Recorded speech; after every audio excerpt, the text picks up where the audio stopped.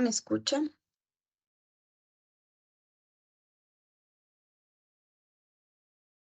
Buenos días. Buenos días, profe, sí se le escucha. Sí, se le escucha ahí.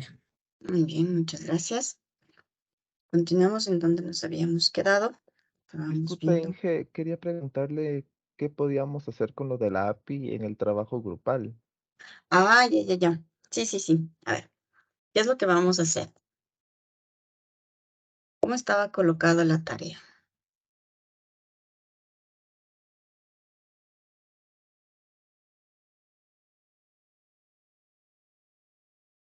Nos decía instalar y analizar el aplicativo de e-commerce y realizar una presentación de los diferentes componentes y arquitecturas utilizadas en esta solución. Vamos a modificar el proyecto en grupo. Vamos a decirle, porque de lo que estoy investigando, aparentemente algunos servicios están diferentes. Entonces no le vamos a poner instalar, solamente le vamos a poner analizar el aplicativo de e-commerce y realizar una presentación de los diferentes componentes y arquitecturas utilizadas en esta solución, ¿sí? Eso es lo que queremos hacer. Una presentación de qué componentes tiene, qué arquitecturas nomás está utilizado, qué herramientas está utilizado, qué plataformas, qué lenguajes de programación, ¿sí? Basado en todo lo que hemos visto, qué es lo que está usando. A eso se va a limitar el trabajo en grupo. No sé si tenga alguna duda adicional. No, Inge, todo bien, muchas gracias. Entonces, ahí ya nos queda un poquito más sencillo el trabajo en grupo. Muy bien, entonces continuando con la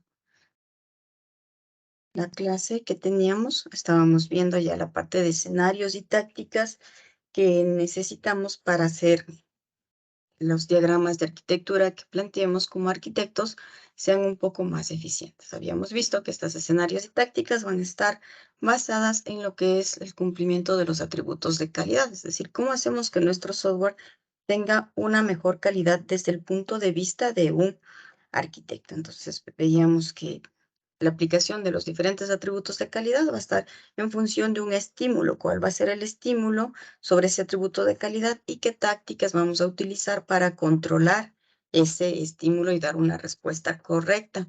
Que nuestro sistema dé una respuesta correcta. Y habíamos empezado con el escenario de disponibilidad, donde el estímulo es la falla y vamos a hablar de las tácticas para controlar la disponibilidad, ¿no es cierto? De forma que este problema, esta falla, si hablamos de disponibilidad, puede ser falla en una disponibilidad de algún componente de software o algún componente de hardware. Y lo que queremos es ocultar esa falla o reparar el sistema, por último, ¿no es cierto?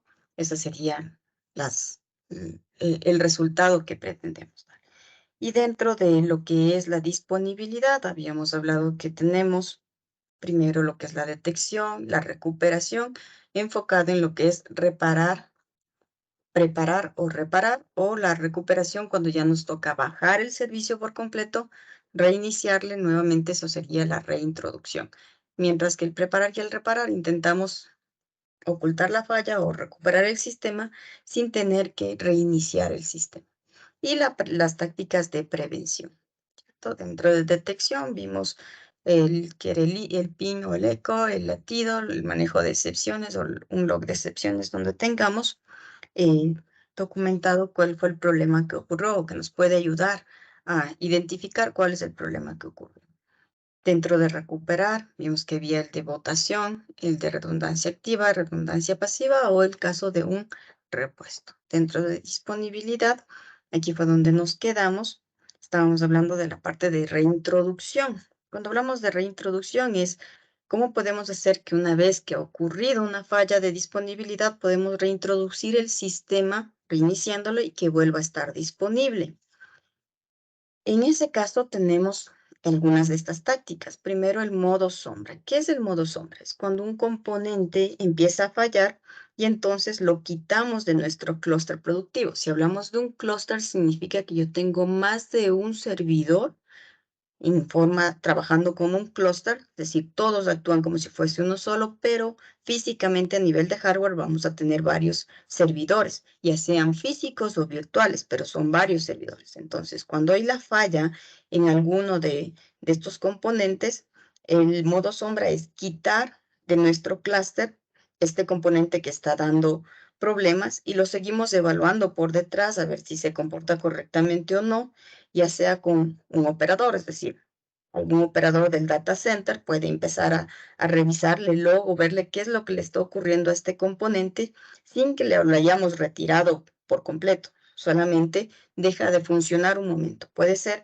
que en algún instante, posiblemente por algún tipo de estado en el que se encontraba nuestra aplicación, empezó a fallar uno de estos componentes del clúster. El modo sombra es solamente quitarlo, evaluar por detrás si se comporta correctamente, lo podemos volver a incorporar en el clúster sin que hayamos tenido que hacer ningún cambio ni ninguna corrección. A veces en los componentes de tipo clúster funcionan de esta forma, empiezan a dar error porque no están sincronizados con el resto de componentes del clúster. Entonces, justamente el software que administra todo el clúster lo que va a hacer es colocarlo en modo sombra, lo deja por fuera un ratito hasta que el resto se sincronicen correctamente. Él también cuando está en modo sombra empieza a sincronizarse y cuando ya ha dejado de tener la alarma, lo volvemos a incorporar en el clúster. Eso sería el modo sombra. La siguiente táctica, que es la sincronización del estado, significa que todos los componentes que nosotros tenemos dentro de nuestro sistema podría estar en algún estado inválido. Entonces, igualito lo quitamos del clúster productivo, pero hacemos una sincronización a nivel de estados, de forma que para ver si se comporta correctamente, lo volvemos a introducir dentro del clúster. Cuando hablamos de un punto de control o retroceso, significa que las dos estrategias, tanto el modo sombra o sincronización de estado, no nos funcionaron correctamente. Entonces, lo que tenemos que hacer es marcar algunos estados en nuestra aplicación que sabemos que son consistentes. Y cuando detectamos alguna falla, podemos quitar de servicio ese componente y bajarlo, le vamos a quitar por completo y luego utilizaremos, por ejemplo, podemos utilizar algún logo, algún registro de acciones que fueron sucediendo después de este estado que nos ayuden a darnos cuenta cuál es el error que está ocurriendo y luego recuperar un estado consistente de la aplicación y poder reintroducir. Esa sería la forma de las estrategias de disponibilidad. Cuando hablamos de las estrategias de disponibilidad, pero que lo que intentan hacer es la prevención, es decir, prevenir un estado de falta de disponibilidad, podemos inicialmente como estrategia quitar el servicio. Quitamos el componente y no vamos a estarlo reparando continuamente. Entonces, cuando ya hablamos de que hay algún componente que de forma reiterada, la reintroducción no funciona, el modo sombra, sincronizar el estado o retroceder a un punto de control, retrocederlo, no nos funciona, entonces definitivamente lo quitamos, lo mandamos a que se reevalúe, que lo modifiquen, con toda la información que tengan en los logs, lo puedan reparar, ¿no es cierto? Y ahí sí ya podría entrar nuevamente a producción, pero una vez que ha sido probado al 100%. ¿Qué es esto de transacciones? Es controlar el bloque de cambios que vamos a hacer para poder deshacerlos todo conjuntos o poderlos guardar todos en conjunta. De esta forma prevenimos que cambios pequeños dejen nuestra aplicación en cambio y en un estado inconsistente. Por lo general, estas estrategias de transacciones funcionan, por ejemplo, las bases de datos, ellos sí tienen implementado esto de transacción. Usted inicia una transacción, digamos, la transacción de facturar. Entonces, en facturar hay varias acciones que tiene que hacer que son independientes. Crear el cliente, probablemente crear la cabecera de la factura, crear todos los detalles de la factura, calcular el pie de la factura, que digamos que es ya calcular el subtotal, el total, la base imponible, los impuestos, el total, luego hacer la forma de pago. Todas estas son transacciones atómicas, pero solamente cuando ha llegado hasta el final, la forma de pago le dio no le dio ningún error en todos estos pequeños pasitos, solo al final se hace un commit y ahí se va a guardar la creación del cliente, la cabecera de la factura, los detalles del pie, la forma de pago, solo ahí se graba. O digamos que le da un error en la forma de pago. Entonces tiene que hacer un rollback sobre toda la transacción. Entonces ya no se crea ni el detalle, no se crea la cabecera de la factura, no se crea el cliente. Eso es hacer una transacción. Es decir, programar, hacer que su aplicativo funcione con transacciones atómicas, ¿no es cierto? Donde para hacer alguna transacción grande usted tiene múltiples pasos pequeñitos y tengo una forma de reversar por completo toda la transacción o guardar por completo toda la transacción, como si se tratara de una sola actividad. Entonces, esa sería una de las estrategias que puede prevenir estos estados de no disponibilidad. El monitoreo de procesos. Se refiere a revisar los procesos de ejecución de una máquina virtual o de un servidor y poder eliminar o terminar alguno de estos procesos o volver a reiniciarlos cuando vemos que hay alguna falla. Y estos procesos pueden ser automáticos o nos puede ayudar personal del data center que lo haga de forma manual y esté monitoreando de todas formas, ¿no es cierto? Para ver que nuestro sistema siga disponible, por más que un proceso se esté comportando de forma anormal.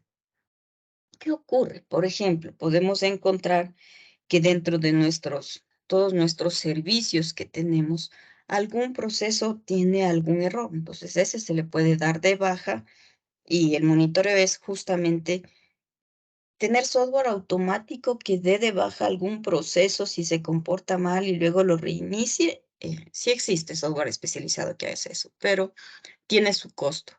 El monitoreo de procesos podría ser implementado no solo de forma automática, sino, como decimos, manual. Personal del data center que trabaja 7 por 24, los 365 días, hacen turnos y cuando están monitoreando de forma permanente los procesos cada 15 minutos, cada 30 minutos, dependiendo de cómo se comporta el sistema, decide matar alguno de estos procesos e iniciar o reiniciar los procesos nuevos. Eso suele ocurrir cuando, por ejemplo, no programamos adecuadamente la liberación de memoria o estamos usando algún lenguaje de programación que no libera la memoria de forma automática. Entonces llega un punto en el que se está comiendo demasiada memoria en nuestro sistema y tenemos que matar ese proceso y volverlo a reiniciar de forma que la memoria se libere el rato que le matamos. Suele ocurrir con mucha frecuencia el tener que hacer esto de estar monitoreando los procesos para evitar que colapse todo nuestro sistema. Ahora vamos a hablar del escenario del atributo de calidad, mantenibilidad, ¿cierto? ¿Qué es la mantenibilidad? Como ya habíamos hablado anteriormente, mantenibilidad es una característica de nuestra aplicación que nos va a permitir hacer cambios y colocar esos cambios en producción sin afectar de mayor manera a todo nuestro sistema. Entonces, ¿qué es este pedido de cambio? Justamente cuando estamos reparando algún error y luego ya lo queremos poner en producción nuevamente ya corregido. Entonces, esa sería la acción, el pedido de cambio. Y lo que necesitamos son tácticas para controlar esa mantenibilidad y el resultado va a ser el cambio hecho, probado y desplegado, es decir, puesto en producción. Eso es mantenibilidad. Dentro de la mantenibilidad tenemos una primera táctica que es confinar las modificaciones, otra que es prevenir los efectos dominó y otra que es diferir el enlace. Vamos a irlas viendo una por una. ¿Qué es confinar las modificaciones? Las tácticas van a intentar trabajar sobre nuestros módulos para que cada cambio que nos pide esté confinado a un solo módulo, ¿sí? Es decir, si le llega un requerimiento bastante grande que le va a pedir hacer varios cambios, usted lo que tiene que hacer es agrupar esos cambios por módulos, de forma que cuando ponga en producción vaya cambiando módulo por módulo y no un cambio o un requerimiento que implique cambios en varios módulos, ¿sí? Entonces, esa es la idea. Agrupar, digamos, un solo requerimiento, dividirle en cambios en en los distintos módulos que impacta ese requerimiento. Empezamos módulo por módulo. Cuando logramos esto, hacemos que las dependencias dentro de los módulos sean más ligeras y el cambio que proponen no afecte a muchas partes del sistema. Subestrategias, coherencia semántica. ¿Qué es la coherencia semántica? Habla de la relación entre las responsabilidades de los módulos. Hablamos del acoplamiento y la cohesión. Recordemos que nosotros siempre queríamos tener un bajo acoplamiento y una alta cohesión en los módulos que diseñamos. Si logramos encontrar la cohesión en un módulo, entonces vamos a poder hacer que este módulo sea más mantenible. Una mayor cohesión significa que todo un módulo se dedique a hacer alguna tarea en específica y que sean todas estas acciones o todas estas tareas o todos estos procedimientos sean muy relacionados los unos con los otros. De lo contrario, es posible que este módulo cambie por diferentes razones. Entonces, ahí hablamos de coherencia semántica. Y lo que necesitamos es abstraer servicios comunes para lograr coherencia semántica. Entonces, cuando nos encontramos que la aplicación tiene servicios más genéricos de lo necesario, por ejemplo, login, autenticación y autorización. Digamos que usted tiene un módulo que hace esas tres cosas. Usted puede hacer una abstracción de un punto en común y que las dependencias vayan de los módulos cohesivos a un servicio o un módulo externo. Es decir, usted debe lograr hacer tres componentes independientes, uno que haga login exclusivamente, otro que haga autenticación exclusivamente y otro que haga autorización. Si tiene un módulo que hace tres cosas a la vez, que aun cuando están bastante relacionadas, las modificaciones no van a estar confinadas a un solo módulo o a un solo proceso, ¿no es cierto?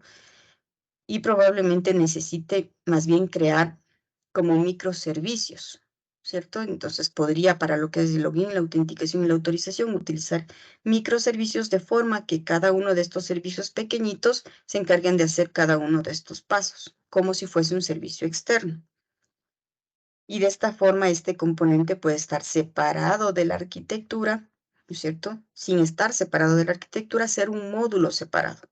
Y así, cuando afectamos a las ventas o a las compras, el módulo de login no se ve afectado. ¿Por qué? Porque cuando usted habla de autenticación o autorización, ¿qué implica?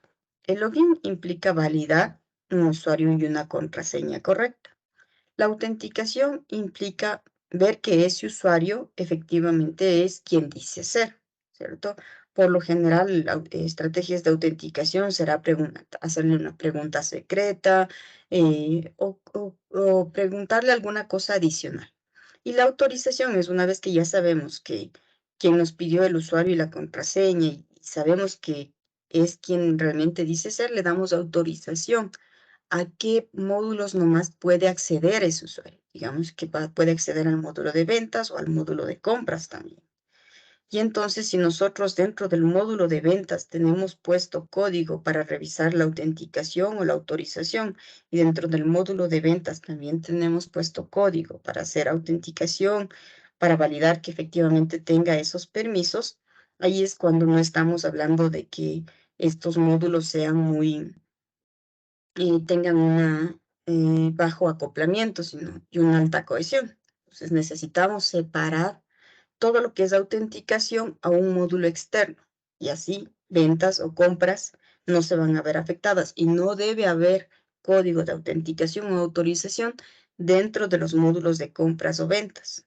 Así si cambiamos algo en la forma de login, por ejemplo, queremos utilizar alguna forma de login con alguna estrategia adicional, como por ejemplo cambiar el usuario y la contraseña a que utilice alguna estrategia biométrica como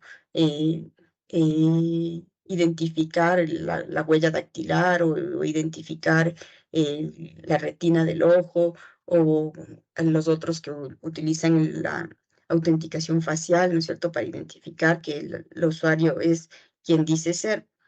Eso va a estar aparte.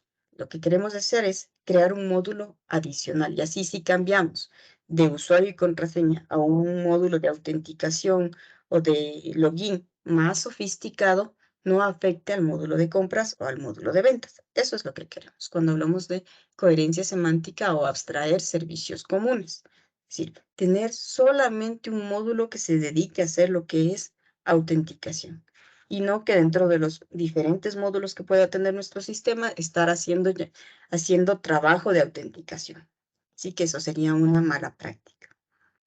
Cuando hablamos de la otra estrategia siguiente, que es la generalización, ¿qué es generalizar? Es hacer un módulo en el cual podamos separar lo específico de lo genérico. Es como si nos fuéramos al paradigma de programación orientada a objetos, en donde necesitamos crear una clase base, que es lo genérico, donde vamos a colocar las cosas generales que hacen todos, y luego hacer la herencia para poder codificar todo lo que es específico de esa clase. Entonces, como un módulo se diseñó de forma muy específico, lo que debemos hacer es generalizarlo para separar lo específico de lo genérico.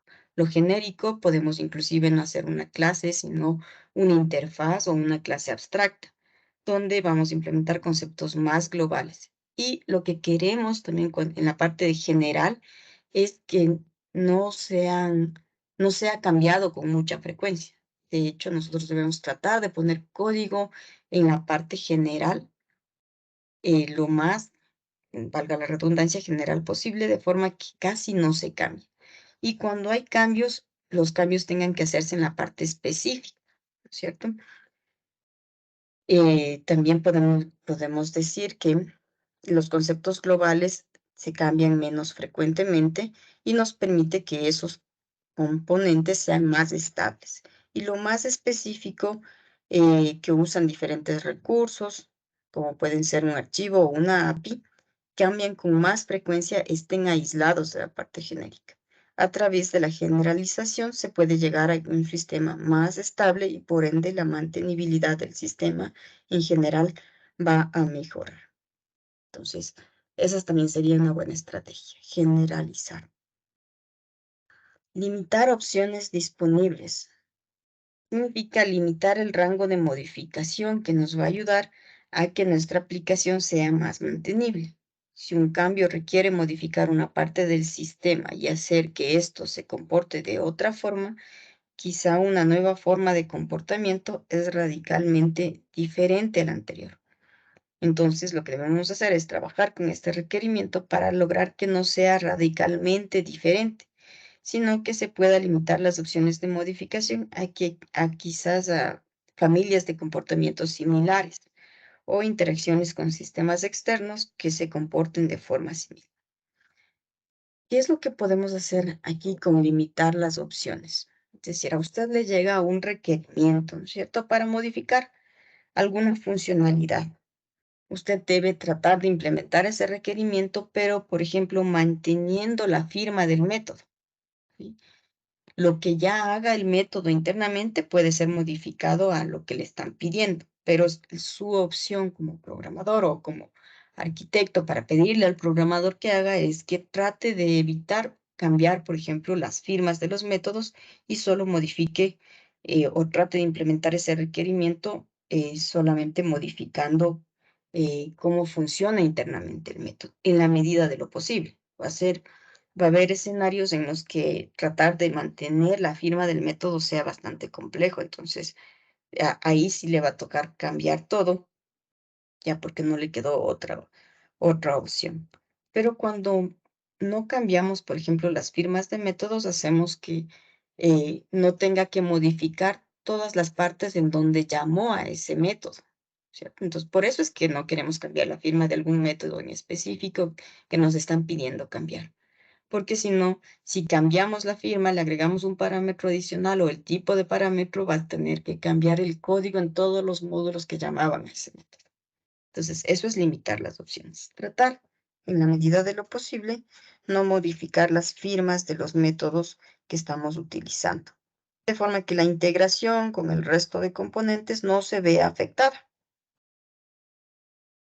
Anticipar los cambios, aunque es bastante complejo, pero usted debe tratar, por ejemplo, si sabe que inicialmente, digamos, por lo general, cuando está en una empresa y se va a implementar algún cambio medio fuerte, se lo suele dividir en fase uno, fase 2 o fase 3. ¿Qué va a hacer? Por tiempo, usted, digamos, que quiere salir con un sistema en la parte del login y le va a poner que va a hacer un login con usuario y contraseña. Sin embargo, usted sabe que a futuro, mientras compran el hardware, posiblemente a mediano plazo, va a tener que cambiar ese login para que cumpla, qué sé yo, que ahora reciba la huella dactilar, ¿cierto? Entonces, en la medida de lo posible, usted debe crear los métodos anticipando esos cambios, aun cuando usted ya coloque los parámetros que podría utilizar para que a futuro funcione con la huella dactilar y ahorita no lo esté usando porque aún no está implementado ese cambio y únicamente está haciendo una autenticación con usuario y contraseña, pero ya deja la firma del método que va a ser utilizado por otros módulos, como debería ser cuando implemente la fase 2 de, de la autenticación y ya pueda implementar la parte del la huella dactilar, por ejemplo. Entonces, en la medida de lo posible, cuando está diseñando estos módulos, tratar de anticipar los cambios, es decir, poner ya eh, prácticamente la diagramación de cómo va a funcionar a futuro. Ahora, no es posible anticipar los cambios cuando no sabemos qué cambios van a ocurrir en el futuro, eso es evidente. Pero si ya sabemos que las próximas iteraciones van a implementar un cambio que impacta una parte de nuestro sistema, probablemente tengamos ya que dejar lista la estrategia que vamos a utilizar, aunque el código no esté listo. Es decir, vamos a tener ya todo el proceso preparado para elegir, por ejemplo, un algoritmo de autenticación que se vaya a implementar a futuro, aun cuando ahorita no tengamos. Eso es confinar las modificaciones. Por favor, si tiene alguna duda de lo que es la mantenibilidad y la confinación de modificaciones, este es el momento para preguntar antes de que pasemos al siguiente punto, que es prevenir efectos dominó.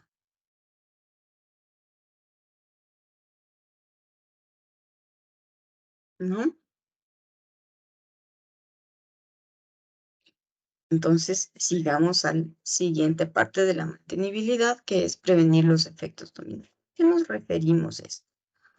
Nosotros sabemos que cuando estamos creando nuestros módulos de código, siempre vamos a tener dependencias, es decir, voy a estar llamando desde una clase o desde un módulo a otro módulo, ¿no es cierto? Entonces ahí decimos que hay dependencia entre los diferentes módulos. Y lo que queremos hacer es que cuando alguna de estas partecitas cambie, el cambio no genere problemas hacia los otros módulos o hacia las otras dependencias. Entonces, ¿cuáles son las estrategias para prevenir este efecto dominó? Es ocultar información, mantener la interfaz, restringir la comunicación y tener intermediarios. ¿A qué nos referimos con ocultar información? Cualquier módulo o objeto que diseñemos debe tener siempre la capacidad de ocultar cierta parte de información para que los agentes externos no dependan de esa información puntual, sino de una interfaz clara que no puedan cambiar por más que la información cambie. De esta forma podemos garantizar que si cambió la información, que si el cambio de la información es importante, los dependientes no necesiten cambiar porque están pasando por una interfaz que no cambió, ¿cierto? Entonces, una de las estrategias es crear interfaces en lugar de crear clases. Es decir, en la interfaz definimos las firmas, por ejemplo, de los métodos y qué métodos vamos a tener, pero ya en las clases implementamos esas interfaces, ¿no es cierto? Y ahí es donde colocamos todo el código de la información en sí que vamos a hacer. ¿Qué es mantener la interfaz? Si tengo un servicio que hace algo, la dependencia de ese servicio va a ser a través de una interfaz, ¿cierto? Hemos dicho que esta sería la mejor forma de ocultar información.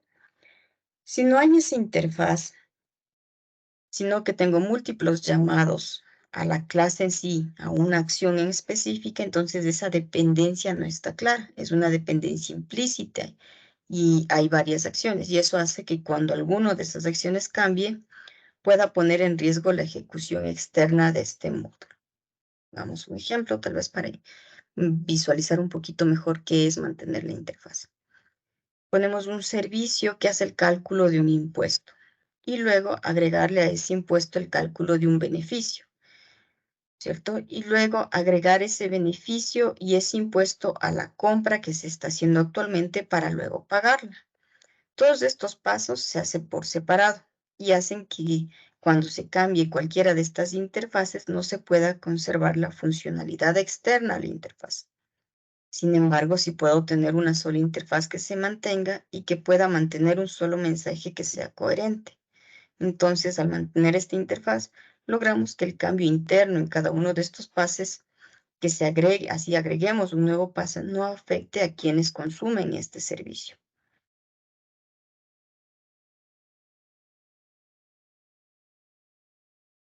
Con esto lo que estamos diciendo es que utilizar interfaces en lugar de clases y que los módulos dependientes llamen a esa interfaz y no a la clase, que es la implementación en sí. De hecho, si cambiamos alguno de estos pasos, agregamos algún otro servicio, la interfaz como tal no se va a ver afectada, ¿cierto? Aunque los servicios cambien o agreguemos nuevos pasos, esto va a hacer que los componentes que llaman a esa interfaz no se vean afectados. Entonces, estas estrategias ayudan a la mantenibilidad de nuestro aplicativo. Obviamente que existen cambios que no pueden ser semánticos, es decir, no importa cuánto ocultemos la información o mantengamos la interfaz, si la semántica cambia, que es la semántica, la firma de los métodos cambia, entonces es probable que igual tengamos que cambiar todas las clases que están implementando esta interfaz o tengamos que cambiar inclusive si modificamos la firma de la interfaz, tenemos que modificar todos los módulos que estén llamando esa interfaz. Entonces va a haber casos en los que no podamos aplicar todas estas estrategias, pero en la medida de lo posible siempre vamos a buscar que así sea. Otra estrategia es restringir la comunicación entre los diferentes módulos. Para generar sistemas que estén acoplados débilmente, es decir, de forma ligera, en vez de conocer las dependencias de tus dependencias, siempre te limites a las dependencias directas. De esta forma, cualquier cambio en la forma que tus dependencias trabajan no afectan al módulo en el que están trabajando. ¿A qué nos referimos con este restringir la comunicación? Yo puedo tener un objeto que le pida a otro objeto algo que conoce y este objeto devuelve otro objeto y a ese le pedimos otra cosa. Entonces creamos una cadena de pedidos donde en cada objeto sabe no solo lo que hace su objeto directo, sino también la dependencia de ese objeto. Entonces, lo que debemos hacer es que evitar estos cambios en alguno de estos, al tener un cambio en alguno de estos puntos intermedios, ponemos en riesgo el módulo de la estabilidad del módulo inicial. Para evitar esto es necesario restringir la comunicación a módulos cercanos o dependientes. Pongamos un ejemplo. Tenemos una orden de compra. En esa orden de compra tenemos los ítems, es decir, el detalle de la compra. ¿Cuántos ítems hemos pedido? En cada ítem tenemos qué productos está involucrado, ¿cierto? Luego, en cada producto sabemos ese producto, quién es el proveedor de ese producto. Toda esta cadena pone en riesgo que cuando cambie un ítem de la orden, tenga que cambiar todo este proceso, ¿sí? Entonces, lo que deberíamos hacer, si nosotros queremos saber, por ejemplo, cuáles son los proveedores de los productos de cierta orden de compra, lo que debemos hacer es que nosotros queremos preguntarle a la orden de compra cuáles son los proveedores de los productos que son parte de ella. Pero si nosotros hacemos que la orden de compra nos devuelva los ítems de la compra y luego al ítem le preguntamos cuáles son los productos y luego al producto le preguntamos quién es el proveedor, nosotros estamos dependiendo y dentro del código, digamos que estamos creando el módulo en el que queremos saber cuáles son los proveedores de estas órdenes, Ya nos involucramos con la orden de compra, con sus ítems, con los productos, ¿cierto? Y luego del producto obtenemos el proveedor que queríamos. Pero ya estamos conociendo 4 dependencias diferentes. Digamos que si el producto cambia, el módulo donde estoy llamando al producto para obtener el proveedor también va a cambiar. ¿Sí? Entonces estoy haciendo que mi módulo dependa de 4 clases diferentes o 4 módulos diferentes. Y si cambia cualquiera de estos, voy a tener que cambiar mi módulo. Lo que deberíamos hacer es, a la orden de compra a la cual mi módulo se conecta de forma directa, preguntarle cuáles son los proveedores de los productos involucrados, es decir, crear un método que me devuelva a los proveedores de forma directa. ¿Sí? De forma que no le preguntemos a la orden de compra cuáles son tus ítems, a los ítems cuáles son tus productos, a los productos cuál es el proveedor. Conocemos demasiada información, sino crear el método, como decimos, que la orden de compra nos devuelva a los proveedores. Y ese método sabrá toda su lógica interna de que la orden de compra tenía detalle, tenía producto, tenía proveedores. ¿Sí? De forma que si algo cambia en los proveedores, sea ese método de la orden de compra el que cambie, pero no mi módulo a través del cual estoy llamando a la orden de compra, ¿sí? Esto en programación orientada a objetos se conoce como la ley de Demeter, el principio del menor conocimiento. Es decir, desde mi módulo yo no tengo por qué saber que una orden de compra tiene ítems, los ítems tienen productos y los productos tienen proveedores y no tengo por qué saber cuáles son los nombres de los campos, etcétera, ni los métodos, ¿sí? Sino que debo tener un método en la orden de compra que me devuelva a los proveedores. Internamente la orden de compra sabrá cómo funciona, cuál es la estructura interna, solamente me va a devolver los proveedores. Entonces, eso es una forma de generar sistemas que estén acoplados de forma ligera, un débil acoplamiento. Y para conocer y no tengamos que conocer dependencias de las dependencias. Y que siempre hablemos con un solo objeto. Desde nuestro módulo que estamos creando, solo hablemos con la orden de compra y no con todas las dependencias de la orden de compra. A eso nos referimos con restringir la comunicación. Colocar intermediarios. ¿Qué son intermediarios? Los intermediarios son puntos que nos van a servir para hacer compatible la información de un módulo con otro. Y entonces, si algún instante un módulo cambia o deja de ser compatible con otro, es decir, por ejemplo, cambia la firma del módulo, ¿no es cierto? Existan intermediarios que nos puedan servir como punto de compatibilidad. Así, si alguno de estos cambia su firma, solo tengamos que cambiar las conexiones y no los módulos como tal. Hay patrones de diseño que usted va a ver en el siguiente semestre que se denomina una materia patrones de diseños que cumplen ese rol, como el patrón, el proxy, el adapter, el factory. Son patrones que usted ya los va a conocer el siguiente semestre. Pero la idea es justamente que esos patrones pueden actuar de intermediarios entre dos módulos, es decir, pueden servir para evitar un alto acoplamiento entre una instancia y otra.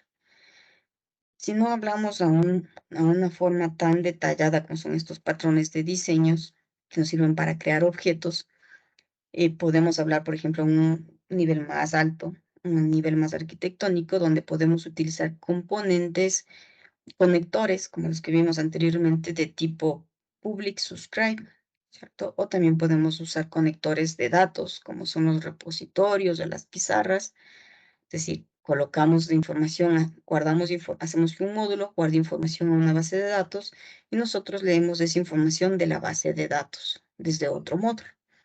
Así, si cambia alguno de los módulos, ya sea el que guarde información en la base de datos ya sea el que lee información de la base de datos, no hace que cambie el, es decir, si cambia el módulo que guarda información a la base de datos, cambiará ese módulo y la base de datos, pero no cambia el que lee la información de la base de datos, puede seguir funcionando tal como estaba.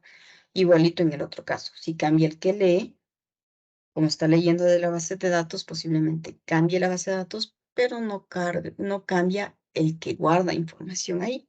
Eso es colocar un intermediario, ¿sí? Para que si cambia algo en los componentes, cambiemos el conector y los componentes que usaban esa información no tengan que cambiar y sigan siendo compatibles. Entonces, en la medida de lo posible, en sus diseños, trate de utilizar componentes que funcionen como un intermediario y para que un componente no se comunique de forma directa con otro, sino que a través de, por ejemplo, una base de datos sea su forma de comunicación. ¿Alguna pregunta acerca de esto de prevenir efectos dominó?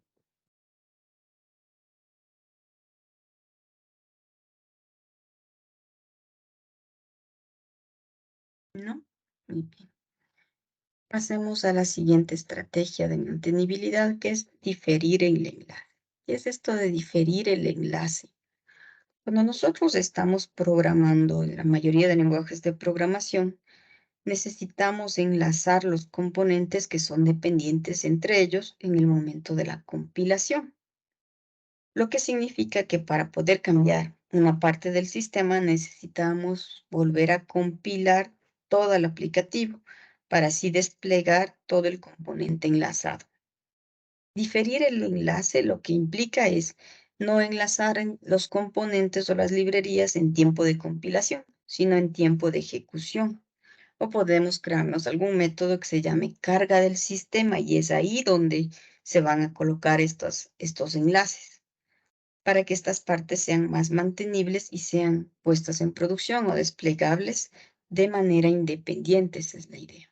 Es decir, si usted desde su aplicativo necesita usar que en sistemas distribuidos siempre va a tener enlaces entre diferentes componentes o diferentes librerías, ¿no es cierto? Hacer que ese enlace, ese link que se hace cuando se compila el aplicativo sea en tiempo de ejecución y no en tiempo de compilación, para que yo pueda colocar en producción librería por librería y si cambia la librería no tenga que cambiar todo mi aplicativo. Si cambio un módulo no tenga que volver a compilar todo mi aplicativo, ¿cierto? Entonces, eso es diferir el enlace.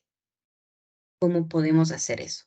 Que los diferentes partes, diferentes módulos de nuestro aplicativo puedan ser puestos en producción de forma independiente.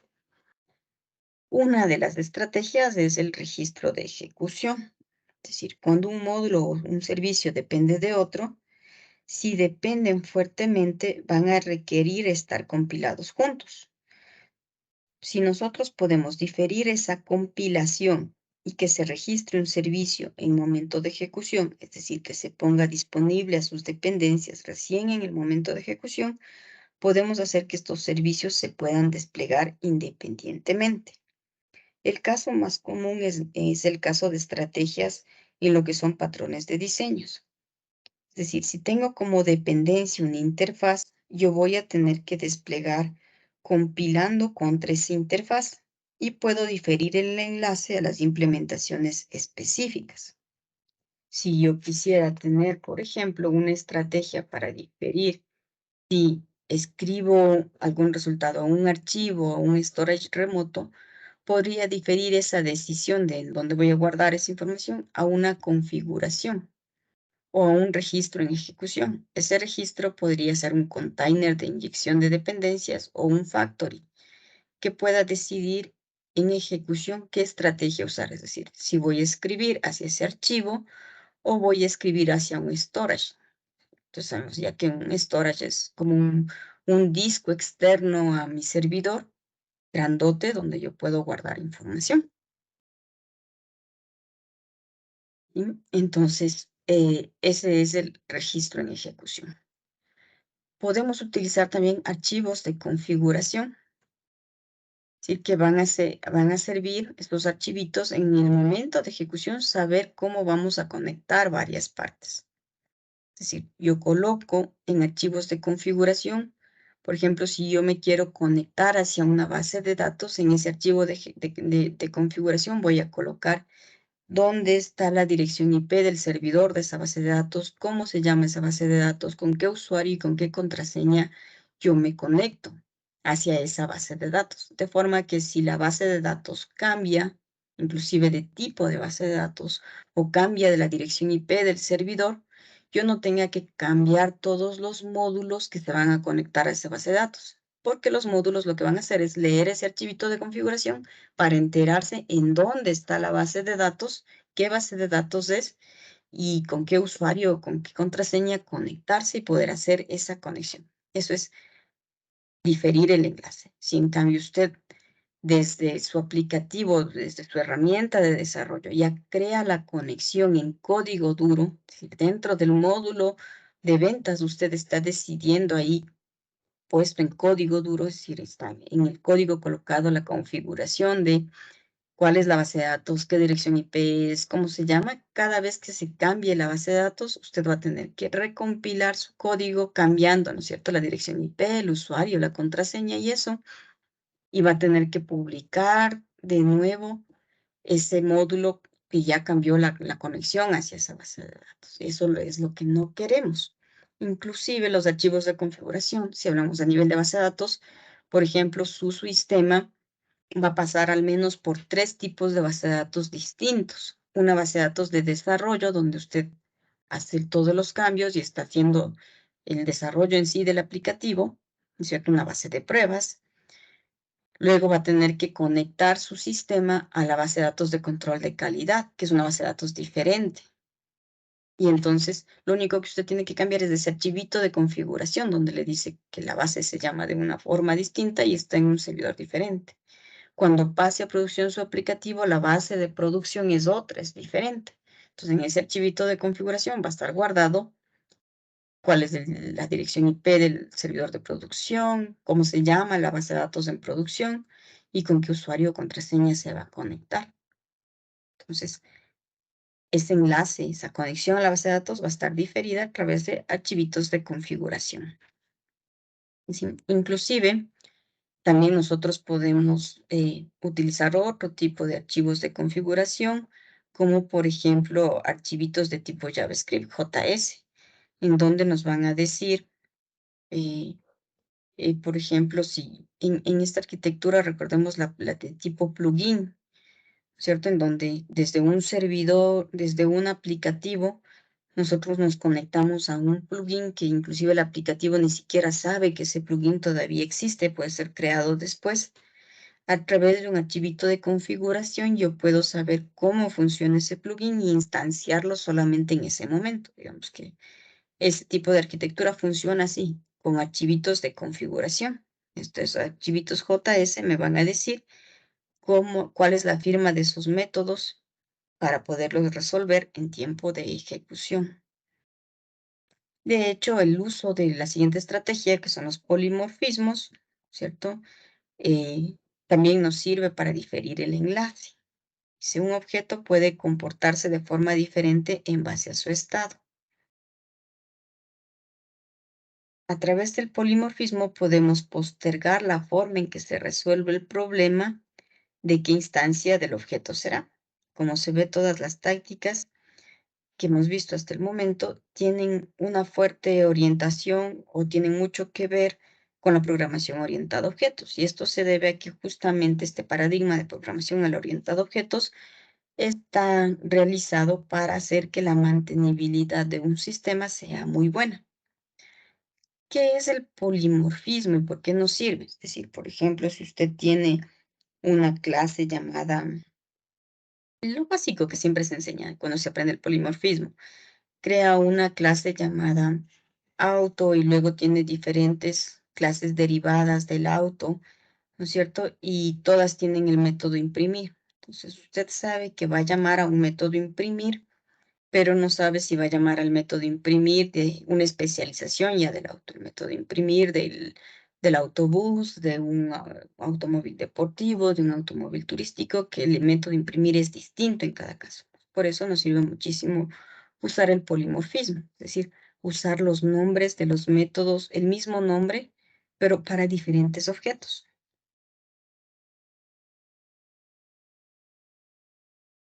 Otra táctica que tenemos es el reemplazo de componentes. ¿A qué se refiere esto? Es a tener la capacidad de desplegar un componente y luego desplegar su reemplazo, que puede ser la versión de ese componente ya cambiada o utilizar otro componente, pero que respeta esa misma interfaz. y con esto cambiamos ese componente, pero el resto de nuestra aplicación no va a cambiar. Por ejemplo, si usted sabe, inicialmente cuando uno empieza a desarrollar un aplicativo, uno puede saber que va a crear, por ejemplo, el crear factura.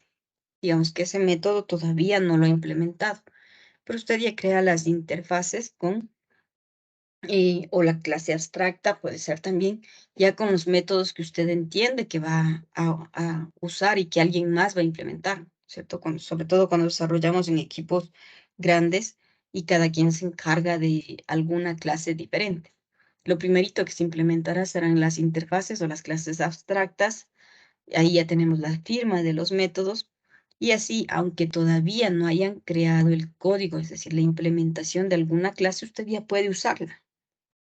Y luego, cuando se reemplace esa clase que implementa esa interfaz o una clase que implemente la clase abstracta, podemos reemplazar ese componente, ¿no es cierto? Crear cuál es ese componente. Esa clase, eh, y lo único que tiene que hacer es respetar la firma para reemplazar por un componente que antes no hacía nada, o un componente que ya tenga la versión, o quizás incluso otro componente, pero siempre y cuando tenga la misma interfaz.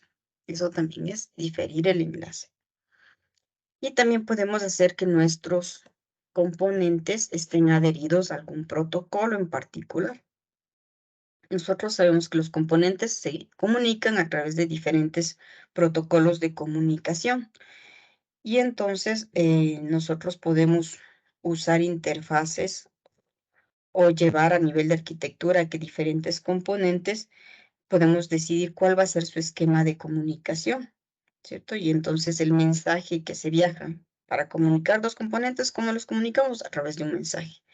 Y entonces ese mensaje puede ser serializado de una parte, la parte que lo crea lo serializa, y la parte que lo usa lo deserializa al otro lado, ¿no es cierto? La idea es comunicar justamente dos componentes. Y entonces ese esquema o el mensaje, el esquema que va a utilizar puede ser un JSON o un XML o cualquier otro esquema que usted pueda decidir. Si no quiere utilizar los estándares, usted puede decidir cómo serializar ese mensaje que está pasando de un lado al otro, de forma que si un hacker se pone en medio, obtenga el mensaje como que encriptado y no tenga forma de desencriptarlo porque no conoce cómo lo encriptó. Entonces, si usted utiliza, por ejemplo, su forma de comunicación o su forma de encriptación que no está adherida a algún protocolo, siempre va a ser un poco más difícil la mantenibilidad.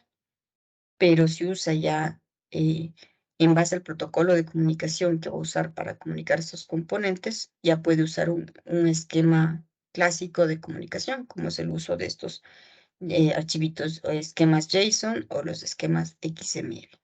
Si hablamos de JSON, será un protocolo, y si hablamos de XML, estamos hablando de otro protocolo de comunicación. Esa también puede ser una buena táctica para comunicar dos componentes en los cuales difiramos el enlace.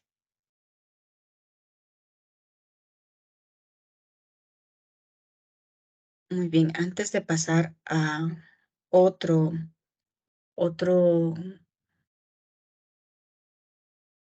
otro atributo de calidad, que es la eficiencia de ejecución, si tiene alguna pregunta sobre el atributo de mantenibilidad, este es el momento de hacerlo,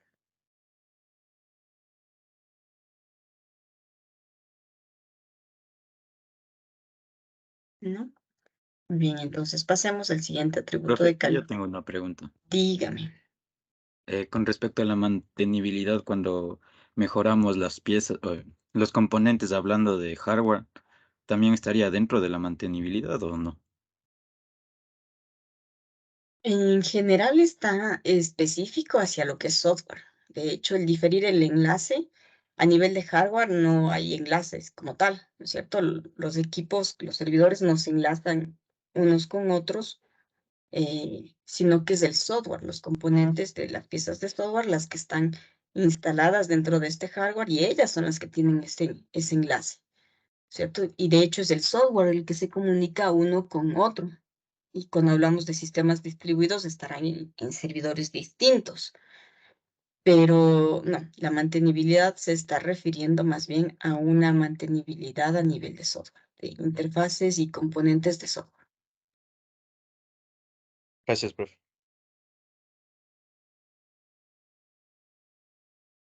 ¿Alguna otra pregunta?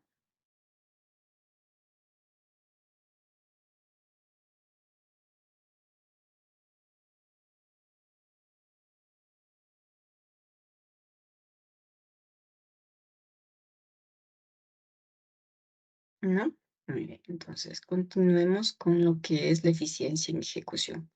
El atributo de calidad es la eficiencia. Tenemos algún evento y lo que queremos es tener tácticas para controlar la eficiencia. Y como respuesta tendremos un tiempo de ejecución dentro de lo esperado. Eficiencia en ejecución, ¿cierto?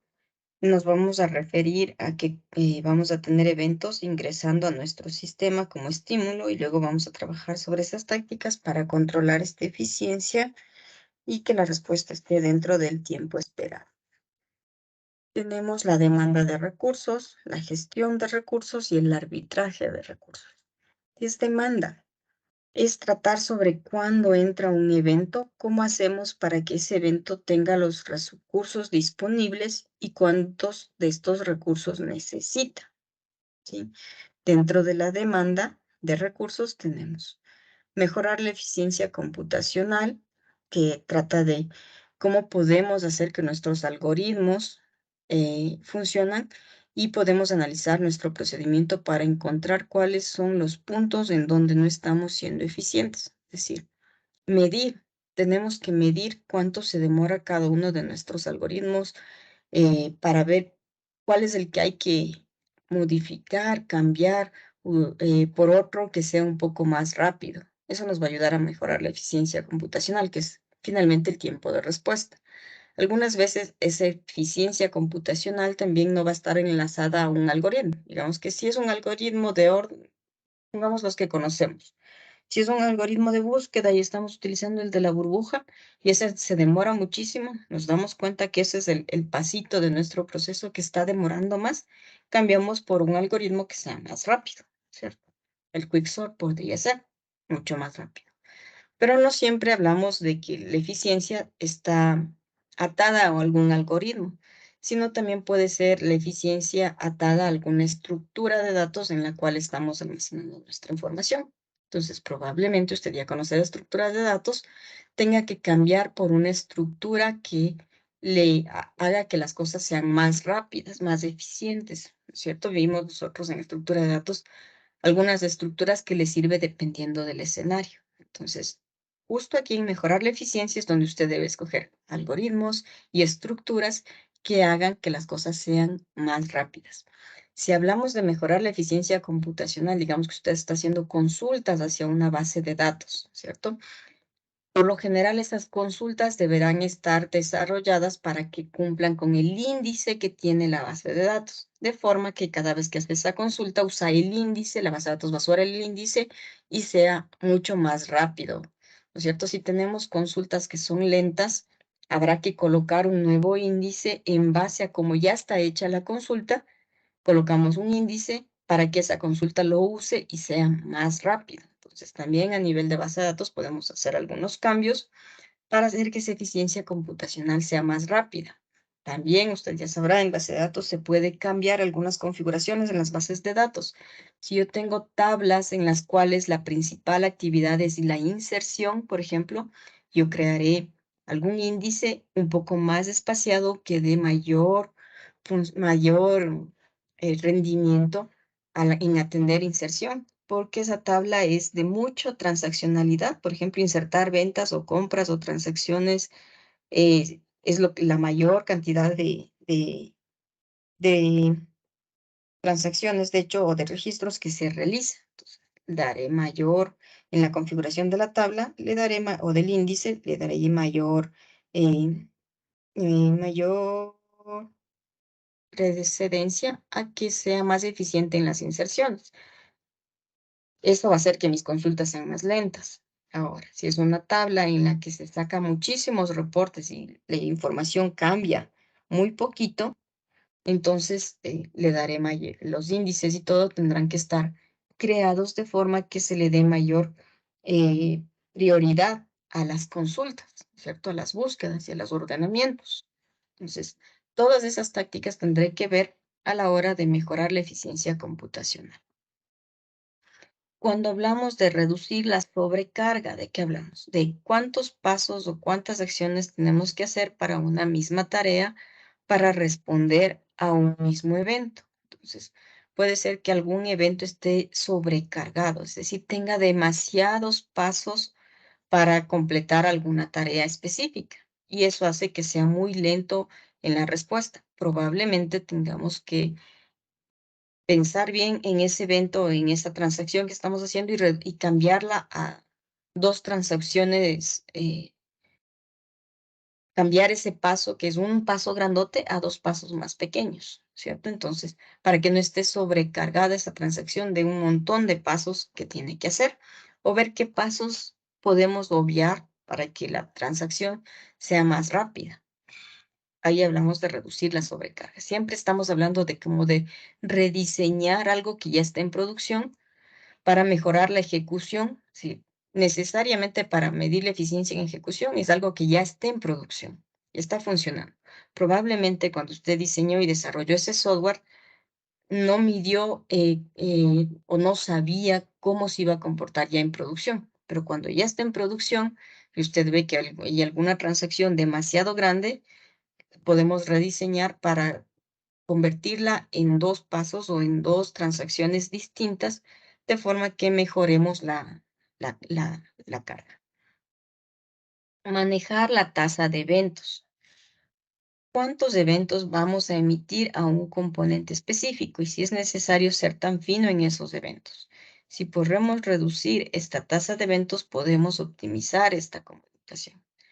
Es decir, puede ser que usted ya en producción se da cuenta que algún componente tiene demasiados eventos y probablemente, digamos que está usando alguna arquitectura que utiliza un bus de eventos y hay colas que se llenan demasiado, ¿cierto? Entonces, usted tiene que llevar a analizar esas colas de cuánto es la capacidad y cuántos eventos tengo yo almacenados dentro de esas colas para que eso le ayude probablemente a rediseñar de otra forma cómo está trabajando su bus de eventos o modificar alguna cola que sea muy grande en 2 colas distintas para que pase primero de una cola y luego a otra.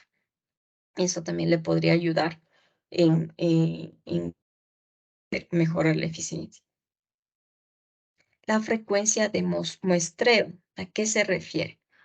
Por lo general, en producción, cuando estamos con grandes aplicativos, nosotros podemos estar guardando logs o guardando o viendo, estamos monitoreando todos estos procesos.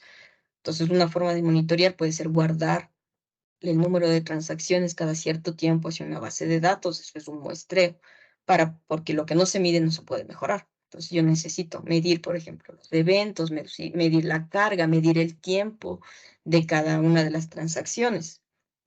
Todo eso es necesario porque necesito poder medir para mejorar o rediseñar algo. Pero probablemente mi frecuencia de muestreo, yo estoy diciendo que guarde toda esa información o los logs o toda esta información, guarde cada minuto, cada 2 minutos. Entonces, probablemente tengo que mejorar esa frecuencia de muestreo porque las actividades de entrada y salida se denominan. Es decir, las actividades de insertar a una base de datos o insertar a un archivo o grabar en el archivo toman mucho tiempo y probablemente lo que esté haciendo que una transacción sea muy lenta sea justo lo que usted implementó para poder medir. Entonces, esa frecuencia de muestreo, esa frecuencia de medición, tiene que poder ser configurable y usted puede, si no está teniendo algún problema, hacer que se guarde esa información cada hora, por ejemplo, ¿cierto? O una vez al día se guarda esa información. Entonces, con eso no tiene muchas transacciones de guardado de, de información que no corresponde en sí a la transacción, sino que son cosas que usted puso para medir eficiencia. Pero si está teniendo problemas y sabe que ese componente tiene un problema y quiere mejorarlo, Entonces, en ese instante, cambiar la frecuencia de muestreo para que se guarde cada 5 minutos, cada 10 minutos, y usted pueda determinar cuál es el problema que ocurre. Entonces, esa frecuencia de muestreo también se puede hablar de log. El nivel de log también debe poder ser configurable. Es decir, un nivel 1, donde el log solo guarda cosas básicas. Llamó a este procedimiento, llamó a este procedimiento, llamó solo los nombres de los procedimientos por donde va una transacción. Nivel 1. Pero el nivel 9, entonces ya ingreso dentro del procedimiento y aquí en la primera parte me devuelve esto, en la segunda sí, a nivel detallado. Pero también debe poder ser configurable. De forma que por lo general todos los componentes tengan un nivel de log de nivel 1 o nivel 0, que no genere log. Pero cuando hay algún error y usted quiere saber en producción cuál es el error que está ocurriendo, cambiar ese nivel de log a 9 para que le dé de una forma detallada y cambiar solamente, qué sé yo. Voy a tomar, se suele llamar en producción, voy a tomar una traza durante 10 minutos o durante media hora. Entonces, solamente durante esa media hora el nivel de log está a 99 para guardar todita esa información detallada que le sirve a usted para analizar cuál es el problema. Pero luego de eso, ya cambio el nivel de log a 0 otra vez para que no esté sobrecargando y la eficiencia en ejecución de nuestros componentes no se vea afectada.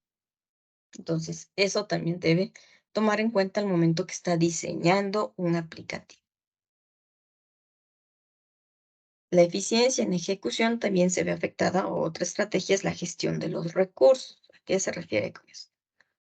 ¿Cómo ponemos disponibles más o menos recursos? ¿Y cómo hacemos para que estén cuando se les necesita? Sí, yo puedo, aquí sí, cuando hablamos de recursos, podríamos estar hablando de hardware también y no solo software. Bueno, si queremos incrementar en software, por ejemplo, si tenemos microservicios, qué sé yo, que hacen la parte de ventas y es la que estamos viendo que está el servidor cuando lo monitoreamos a nivel de hardware, vemos que su memoria está súper alta, que el consumo de disco es alto, que el CPU es alto, entonces nosotros necesitamos colocar otro servidor adicional, ¿no es cierto? Entonces ahí sí hablamos de hardware, pero dentro de ese servidor vamos a terminar poniendo servicios, que es software, ¿cierto? Entonces, la gestión de los recursos es justamente poder ver cómo trabajamos con eso, poner más recursos, ya sea de CPU, que es tiempo de procesamiento, de más memoria o más disco, ¿no es cierto? Pero también los queremos que estén disponibles cuando los necesiten, ¿sí? Hablemos de la estrategia de la concurrencia. Es que nosotros debemos crear componentes que se pueda de alguna manera como paralelizar, es decir, puedo colocar otro servicio de ventas paralelo al que ya tengo actualmente, ¿no es cierto? Y hacer que mis componentes, un grupo se conecten a algún servicio y otro grupo se conecte al otro servicio, para que trabajen en paralelo, aunque sea la misma transacción.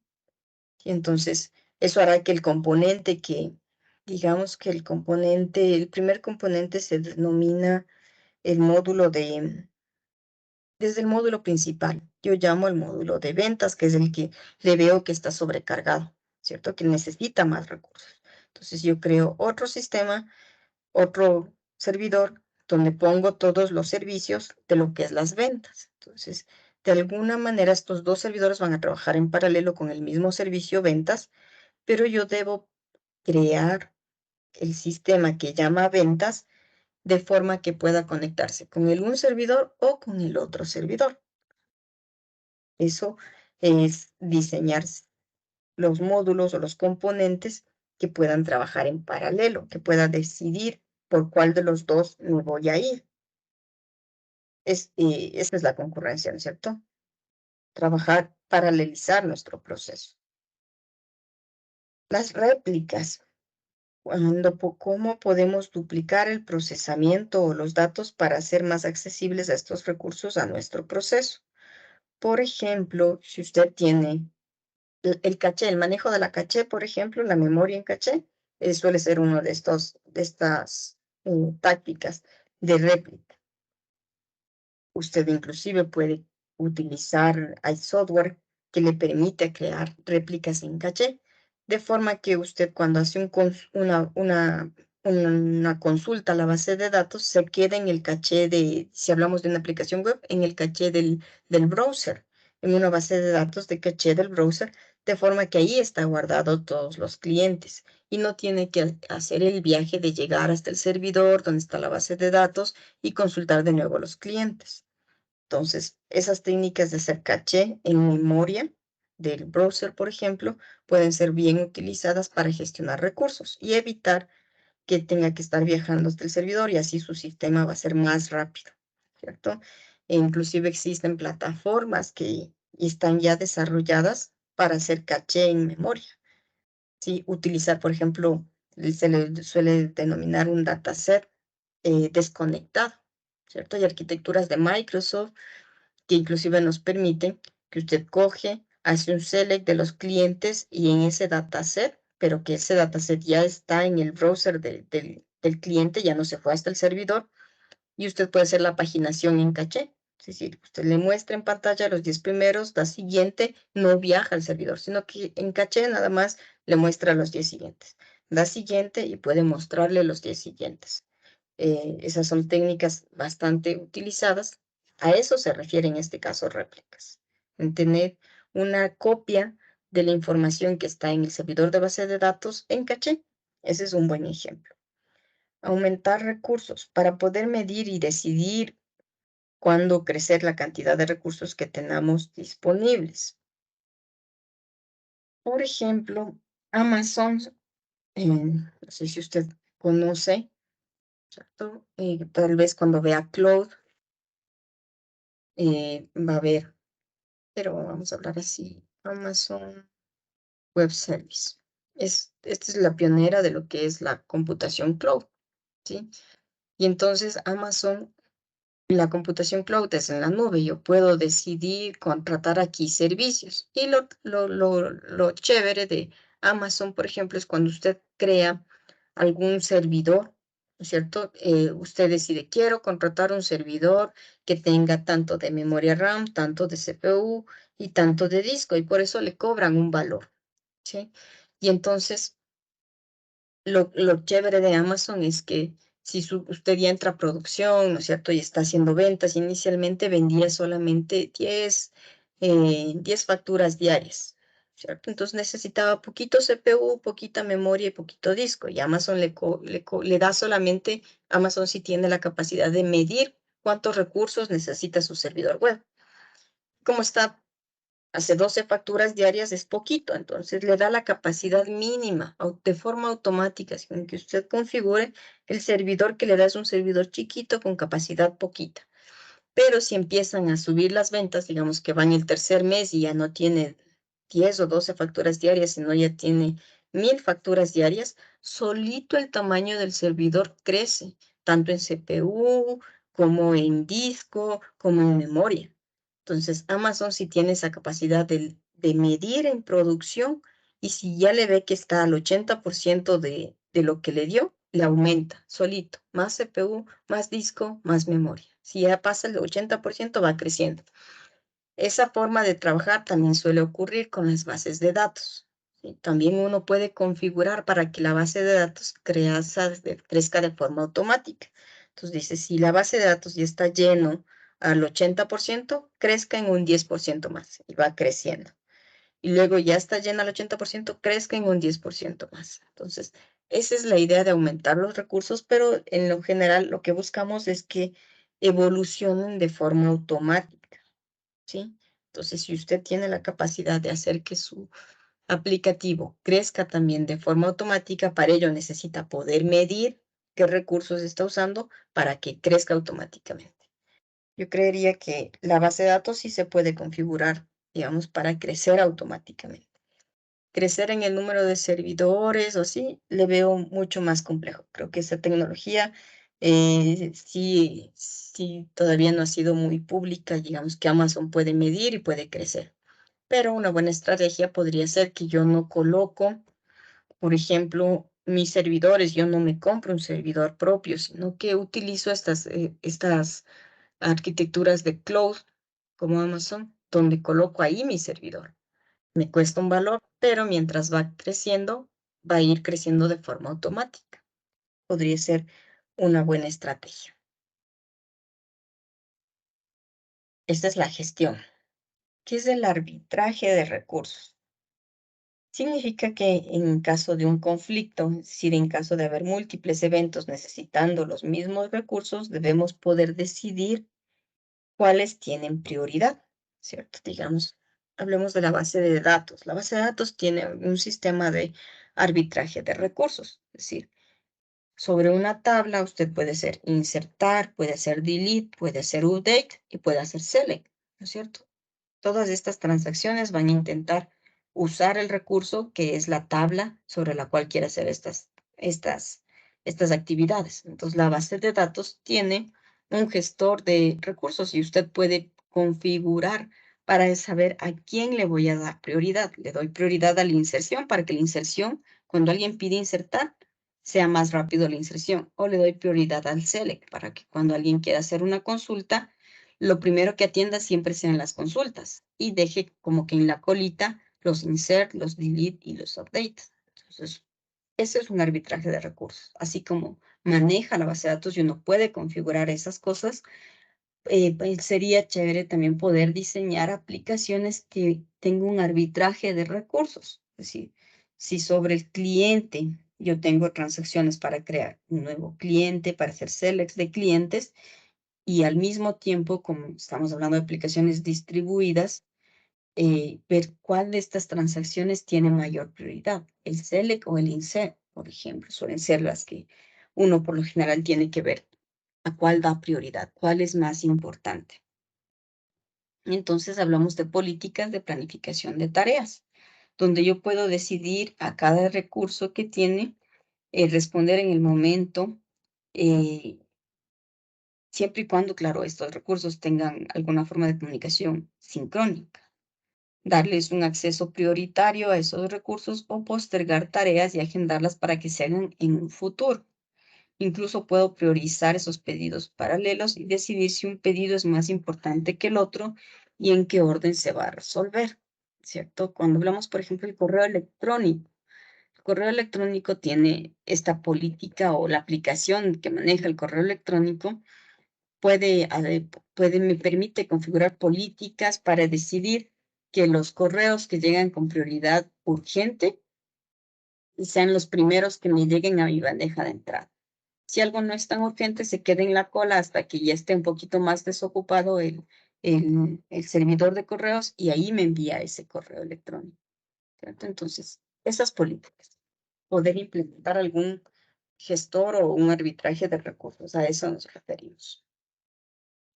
Antes de pasar al siguiente atributo de calidad, que es la seguridad, ¿alguna pregunta sobre las estrategias sobre el atributo de calidad de eficiencia de ejecución?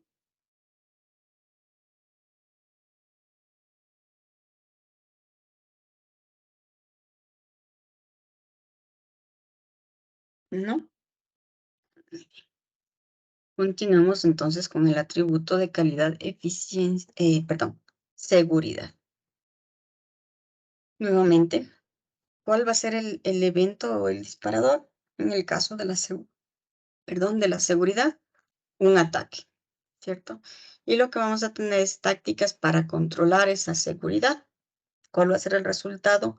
La detección de un ataque, la resistencia a un ataque o la recuperación después de que hemos sido atacados. Este escenario, este atributo de la seguridad, por ejemplo, es súper amplio y de hecho existe ya profesionales que se dedican a ser expertos en seguridad informática, por ejemplo. Usted puede seguir luego una una maestría, una especialización en seguridad, porque es bastante amplio. Nosotros lo vamos a ver en forma chiquitita, todo lo que puede involucrar la seguridad. Veamos. Dentro de seguridad tendríamos estrategias para detectar ataques, recuperación de ataques o resistirnos al ataque. Cuando hablamos de detectar ataques, estamos hablando de detectar prácticamente los intrusos que tenemos. Tratar de identificar que el estado actual de una aplicación tiene un atacante de por medio, ¿no es cierto? Los detectores de intrusos nos ayudan a tener diferentes implementaciones puestas en nuestra aplicación para saber cuándo se está usando una aplicación de forma incorrecta. Por ejemplo, hablemos de algún escenario de tarjetas de crédito, ¿cierto? Existen las tarjetas de crédito y se hacen transacciones sobre una tarjeta de crédito. Un banco puede colocar software para tratar de detectar estos ataques, porque suelen ser ataques masivos, es decir, existen transacciones con las mismas características, es decir, compras, digamos, a un sitio web en donde por un monto específico, porque por lo general estos ataques son hechos por software, ¿no es cierto? Entonces tienen las mismas características prácticamente. Digamos que los atacantes tienen un grupo de tarjetas de crédito, ¿no es cierto?, de algún banco en particular, probablemente sea porque algún usuario del banco filtró esa base de datos con los datos de las tarjetas de crédito y con el número de seguridad que le colocan en la parte de atrás, porque para hacer una transacción en una tarjeta de crédito lo único que necesita es el número de la tarjeta y el código de validación que está detrás de la tarjeta. Entonces, digamos que los atacantes se consiguieron una base de datos donde están los números de las tarjetas y los códigos. Y lo que van a hacer es como mandar un proceso masivo a un bloque de 1000, 2000, 5000 tarjetas, hacerles la misma transacción, un consumo en un sitio web por un mismo valor, ¿no es cierto? Porque debe ser automatizado esto, entonces tiene características similares, ¿sí? Y así se suelen hacer los fraudes. Entonces, en un banco lo que necesita es colocar un software que identifique esas transacciones que están ocurriendo en todas las tarjetas de sus clientes que tienen estos mismos patrones. El mismo sitio web, el mismo valor de la compra probablemente y el mismo hora, minuto y segundo, porque es algo masivo. Entonces, ahí puede detectar intrusos. Entonces, a nivel de seguridad es crear software que pueda detectar estos patrones, estos comportamientos similares que pueden ser considerados como un ataque, ¿sí? Para detectar. Lo primerito, poder detectar esos ataques, poder detectar esos intrusos. A eso se refiere con estas técnicas. Cuando hablamos de resistencia al ataque, es colocar algunas técnicas que nos van a ayudar a, a evitar que, que nos ataquen, ¿cierto? Una de ellas es autenticación, ¿sí?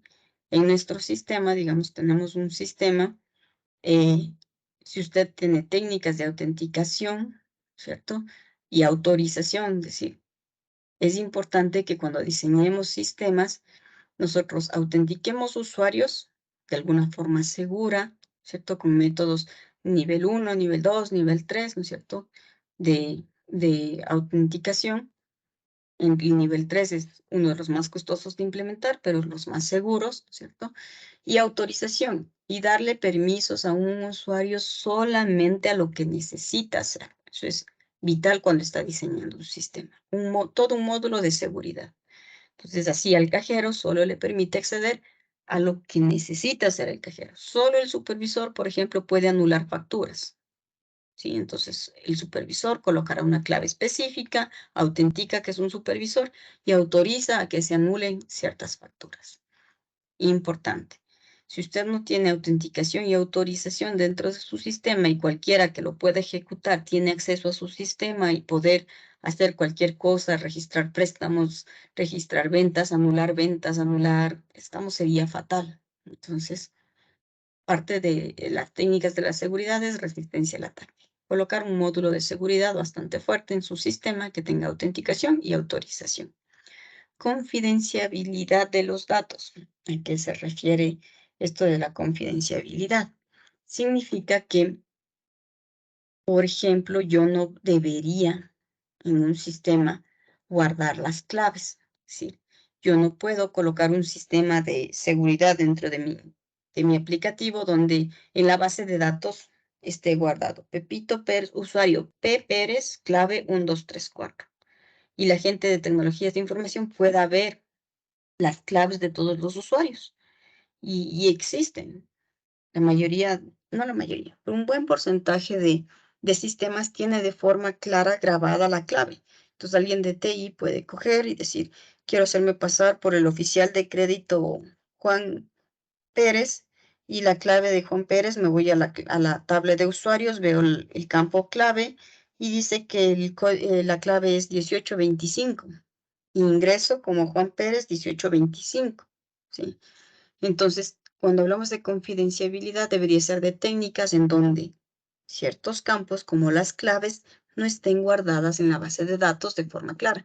Al menos deben estar encriptadas o deben estar usado algún algoritmo que me cambie la clave, que puede encriptar y se guarde en la base de datos encriptada y esté guardado en la base de datos códigos raros, de forma que si alguien tiene acceso a esa tabla, no entienda cuál es la clave. Y evidentemente eso implica más trabajo en su aplicativo. Tiene que encriptar la clave, guardarla encriptada, leer de la base de datos la clave encriptada, desencriptar y comparar con la clave que está ingresando el usuario al momento de la autenticación, ¿cierto? Pero esa es la confidencialidad de los datos, ¿sí? La integridad de los datos. ¿A qué se refiere? A que, bueno, a nivel de base de datos es más fácil ver lo que es la integridad. Es decir, yo no puedo tener una factura donde digo que la factura está del cliente Pepito Pérez sin que en la tabla de clientes exista un registro donde esté el cliente Pepito Pérez. Entonces debe haber una relación ahí entre la tabla factura y la tabla clientes que me valide que si existe el cliente, yo pueda generar una factura para ese cliente. A eso se refiere con la integridad. Limitar la exposición. ¿A qué se refiere? A que nosotros debemos tratar de evitar que ciertas funcionalidades que son importantes estén disponibles para todos. Por ejemplo, puede decidir usted como política el cambio de clave de un usuario, ¿cierto? Digamos que si en el sistema, en su aplicativo, usted primerito le aparece el login, donde le dice ingrese el usuario, ingrese la contraseña. Y en caso de que se haya olvidado la contraseña, le pone un botoncito ahí que le diga cambiar clave. O una vez que usted ingresó al sistema, tiene una opción para cambiar clave. Entonces ingresa al cambiar clave y puede colocar una nueva clave. Eso podría ser que, por ejemplo, otro usuario, digamos que un empleado A y un empleado B. El empleado A se va al baño y deja abierto el computador y no se salió del sistema. Está logueado con su usuario y su contraseña. Y tiene el botón de cambiar clave. Mientras el usuario A se va a almorzar y se demora una hora, el usuario B, el compañero de al lado, se pasa de computador, cambia la clave y listo, ya tiene la clave del usuario y puede desde otro computador registrar transacciones a nombre de ese usuario. Así se hacen los fraudes, ¿cierto? Y luego todas esas transacciones irregulares le van a cobrar o inclusive le pueden despedir al usuario B. Entonces, como medidas de seguridad, inclusive en las empresas se suele decir, nunca deje su computador sin bloquear. Si se va a levantar, así sea por tomar agua 5 minutos, deje bloqueando. ¿No es cierto? Eso es limitar la exposición. Tener políticas donde le digamos bloquee su computador o que nuestro aplicativo, si ve así como funciona el sistema operativo, si ve que tiene unos segundos o unos minutos en los que el usuario no está interactuando con nuestro aplicativo, solito se bloquea. Las aplicaciones de los celulares solitos se bloquean si no se están usando. Eso es limitar la exposición. Limitar el acceso. Similar a limitar la exposición, es limitar el acceso a ciertas partes de nuestro aplicativo, que solo darles lo mínimo que necesite un usuario. ¿Para qué le damos cosas que no necesita? ¿Sí? Probablemente el cambio de clave no sea una opción que usted le tenga que dar directo al usuario para que pueda cambiar su clave muchas veces, sino que si su clave, digamos que ingresa 3 veces mal y se bloquea el usuario, tenga que llamar a la mesa de Service Desk y solo el Service Desk puede desbloquear el usuario para que usted pueda intentar ingresar de nuevo. Entonces, limitar el acceso. ¿Sí? Algún nivel de seguridad adicional que podamos poner para evitar que un usuario se haga pasar por otro, básicamente. Eso es resistirnos al ataque. Es recuperar de los ataques, ¿no es cierto? Se trata de tener varias tácticas para poder volver a un estado consistente y saber cuáles fueron las acciones que la atacante hizo para poder evitarlas, ¿cierto? Dentro de la recuperación de ataques tenemos la restauración, es decir, por un lado, tener algún estado conocido que sabemos que es consistente y por otro lado, diferentes estados que podemos comparar para saber si este estado es consistente o no. Esto tiene mucho que ver con la disponibilidad de nuestro sistema, la restauración, para hacer que nuestro sistema esté disponible. Por ejemplo, un sistema que yo he visto que tiene esta capacidad de restauración bastante fuerte es el Office. El Office 365, ¿no es cierto?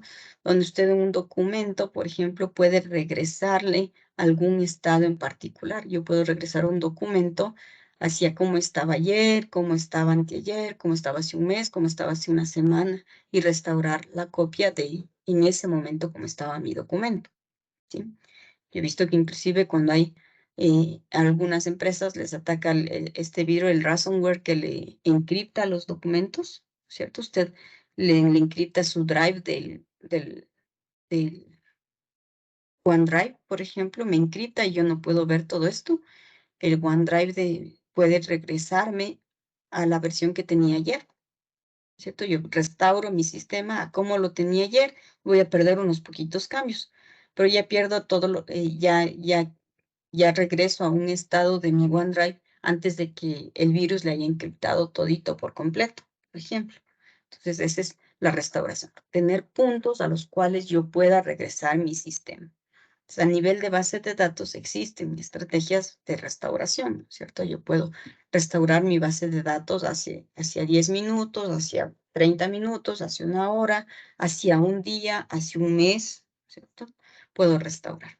Y eso me va a ayudar a tener disponibilidad. Esa es la recuperación de los ataques. También podemos tener técnicas de identificación. Es importante para poder saber qué es lo que hizo el atacante.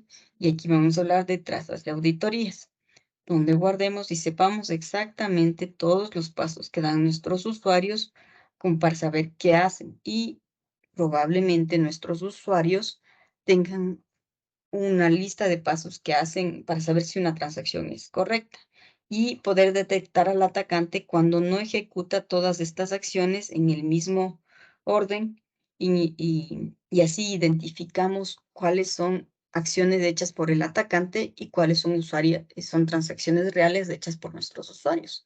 En los bancos, por ejemplo, si aparecen transacciones de depósitos, entonces poder identificar mediante las trazas de auditorías cuáles son depósitos que hizo el atacante, que ingresó muchos depósitos a un montón de cuentas, como para poder reversar ese ataque, mediante auditoría poder identificar cuáles sí son depósitos reales que no tenemos que reversar y perjudicar a nuestros clientes y cuáles fueron depósitos realizados por el atacante. Entonces, las trazas de auditorías, por ejemplo, me deberían guardar la sesión del cliente. Yo puedo obtener inclusive la dirección IP de la máquina del cliente. Puedo obtener la MAC de la máquina del cliente. Entonces, las transacciones de depósitos reales hechas en cajas de un banco tienen MACs. Yo ya tengo una lista el MAC, que es ese código único para un computador. Un computador tiene como el número de cédula. Así es el MAC. Y eso se guarda. O sea, usted lee el MAC de esa máquina y lo guarda. Entonces sabe que las MACs de las máquinas del banco, de las cajas que sí receptaron depósitos, son estas. Y las que no están dentro de ese listado de MACs son las que hizo el atacante. Entonces ya puedes saber cuáles son transacciones reales y cuáles no son. Pero si su software no guardaba la MAC de la máquina, no capturaba, en otros casos capturan la dirección IP, la ubicación geográfica, inclusive ahora nos permite, si es que es una aplicación de browser, obtener la ubicación geográfica para saber que las transacciones hechas en Quito, Ecuador, sí son reales, pero las transacciones hechas desde Argentina, fue un ataque de Argentina. Si fueron desde Alemania, fue un ataque desde Alemania. Pero si no guardes información en una traza, difícilmente va a poder identificar cuáles son transacciones reales y cuáles no son transacciones reales. ¿Alguna duda acerca de la seguridad?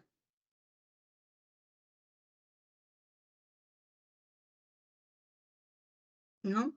Muy bien. Ya creo que nos falta solo capacidad de prueba. Profe, Dígame. yo tengo una duda, es, con un- por ejemplo, póngase en un ataque de correos falsos así. eh, ¿Yo tendría que adquirir un software que se encargue de la seguridad o yo vería por la seguridad? Esa parte no la entiendo muy bien. Por ejemplo, en el caso de correos, los correos, si usted utiliza, por ejemplo, un cliente de Outlook, Outlook tiene la partecita en donde usted puede decidir cuáles son las direcciones IP, digamos, usted puede poner reglas donde dice todo lo que llegue desde el Hotmail y desde el Gmail, digamos que es un correo institucional. Entonces usted acepta solo correos de otras empresas, digamos, si llegan desde los Hotmail, Yahoo, Gmail, que puede crearse cualquier usuario particular, les bloquea y no les deja ingresar y solo permite clave, que vengan los que generan los correos sean destinatarios corporativos, es decir, con dominio propio. Eso podría ser una regla. Entonces, pero crear un aplicativo, como en este caso el aplicativo de Outlook, que tiene esa facilidad para poderle decir eh, algunas reglas para decir qué correos bloquear y qué correos no bloquear, es una táctica de seguridad. Entonces, su aplicativo, si hablamos de tácticas como esas, entonces su aplicativo, digamos como el caso de los bancos, debe usar alguna táctica de seguridad para poder identificar cuando se trate de atacantes. ¿Sí? Ya, ya. Cristian Olivares.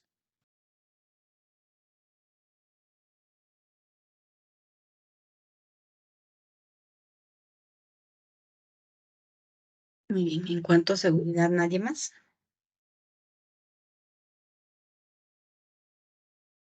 Profe, yo otra vez. Dígame.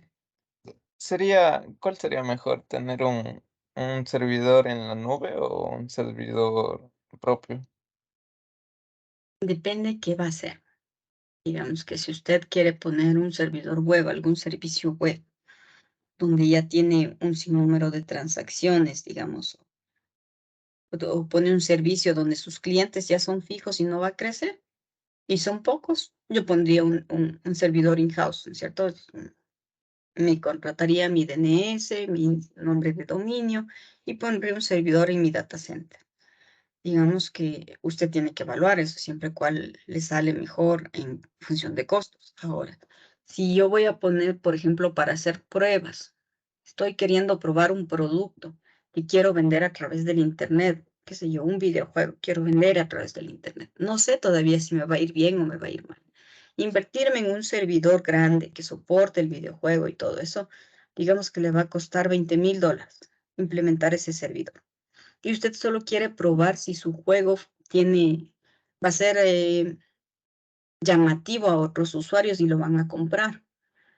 Entonces, como producto de prueba, invertirme $20,000 y luego supóngase que el videojuego no funciona o no le compran, ya se invirtió y cómo recupera esa inversión.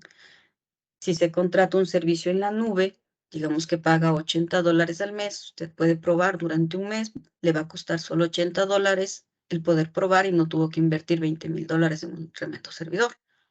Entonces, ahí sí depende, pero si digamos es un servicio que usted ya sabe que está funcionando y que le va a funcionar durante 5 años, entonces multiplique los $80 al mes por 5 años, ¿cuánto le cuesta?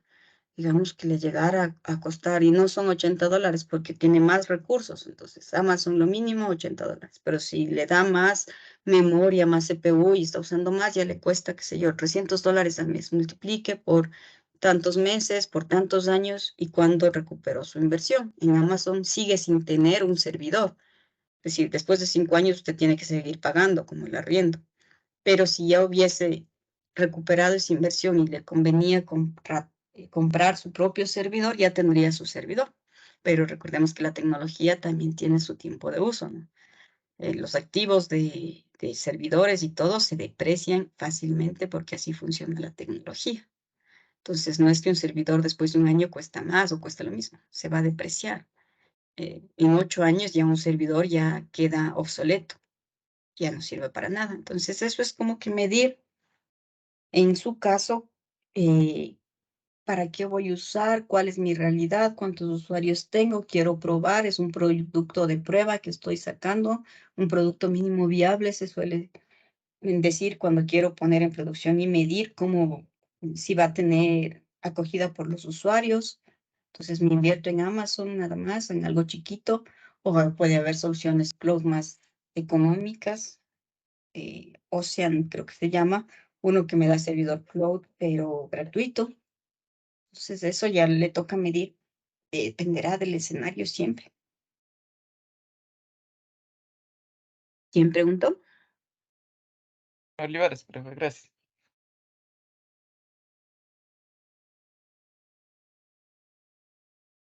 Muy bien, Profe, dígame. disculpe, entonces usted dice que los, los data centers duran un tiempo de 8 años. Un Eso lo entiendo. servidor, un servidor. Hay un servidor. Tienen precio, se deprecian, ¿cierto? Igual un computador, bueno, un servidor se deprecia más, digamos que dura más tiempo. Pero un computador, por ejemplo, un computador personal, una laptop, en 5 años ya está depreciado. ¿Por qué? Porque la Y, tecnología siempre le va a hacer que tenga que instalar un nuevo sistema operativo, ya le queda chiquito el disco, le queda chiquito el CPU, los nuevos software que quiere instalar ya necesita más recursos. A usted le debe pasar eso en su vida real con su computador. Probablemente si compró un computador cuando estaba en el colegio, a estas alturas ya más de 5 años y el computador como que ya no soporta todo. A eso me refiero con una depreciación. Si usted piensa como empresa, este servidor o ese computador se va a depreciar. Entonces, ¿cuántos años de vida útil tiene? Después de eso ya, ya no vale nada. o sea, mi pregunta iba enfocada, ¿y esos data centers así enormes que valen millones, o sea, también se deben, o sea, tendrían un tiempo aproximado de 8 o 10 años y Por supuesto. después hay que reemplazar?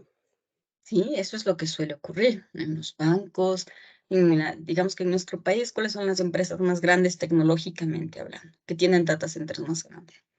Bancos, los primeritos, empresas de telecomunicaciones son las que tienen los data centers más grandes, empresas eléctricas, empresas de agua potable, todos los que son servicios masivos tienen los data centers más grandes. Y evidentemente ellos, inclusive cada 3 años, van reemplazando cada parte de su data center. Entonces los servidores ya llegan a un tiempo de vida útil, tienen que colocar nuevos servidores. Entonces dentro del presupuesto de ejecución de un departamento de tecnologías de información debe considerar eso, que todo hardware tiene su tiempo de vida útil, inclusive el software, el licenciamiento. Digamos que usted tiene un software que creó hace 10 años y utilizaba una versión de base de datos, digamos Oracle. Oracle le da servicio, le da soporte a las últimas 2 o 3 versiones, creo. Las versiones, la cuarta, la quinta, ya no le da soporte. Lo mismo ocurre con Microsoft. Le da soporte, digamos, el Windows hasta 2 versiones anteriores. Si tiene licencias compradas más viejas, ya no sirven de nada. Entonces, sí, dentro de los presupuestos de estas organizaciones, reemplazan tanto hardware como software por nuevas versiones. ¿Respondí su pregunta, Kevin? Sí, profe, gracias. Muy bien, entonces ya no nos alcanzó el tiempo para ver el último. Dígame. La universidad tiene data centers. Sí, La universidad tiene data centers. Ya. tiene data centers la universidad. De hecho, la parte de tecnología de información está en nuestra facultad. Ahí tenemos los data centers. Eh, pero a qué iba su pregunta, Diego? Discúlpeme, sí tenemos data centers. No, por curiosidad y, o sea, como estábamos hablando de eso, como el compañero habló de los data centers, no sé, me vino la curiosidad si la universidad tenía. Sí, ahí está el sistema, el CIAU, ahí está el académico, ahí está el Kipux. ¿no es cierto? Y lamentablemente por tema presupuestario que el Estado no le da mucho a las universidades, no se puede cambiar. Y seguimos, si usted te va a los laboratorios, por ejemplo, tiene computadores de hace más de 10 años, que uno quiere, por ejemplo, dar alguna materia, digamos que estructura de datos, programación, usamos software más ligero y más chiquito, pero si usted quiere dar ya programación distribuida, inteligencia artificial, necesita software más pesadito, que esos computadores ya no soportan. Entonces, sí tenemos data center.